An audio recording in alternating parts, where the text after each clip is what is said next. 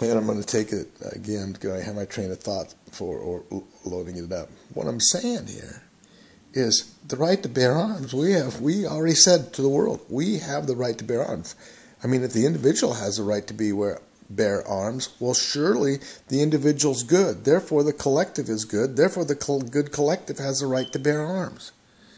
And if Iran, honestly, if they think they need to bear a nuclear weapon, just fire one of those off, buddy, and you're dead, you know? It's just like us, country. You got to sit there and look at them now.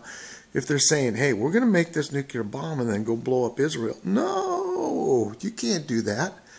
But I don't know if they're saying that. And the guy, and Siak Moyedi, you get on Facebook and friend me. I already sent you that in, unless you're worried about yours or my CIA clearance or NSA clearance, something clearance. Just get a hold of me, buddy.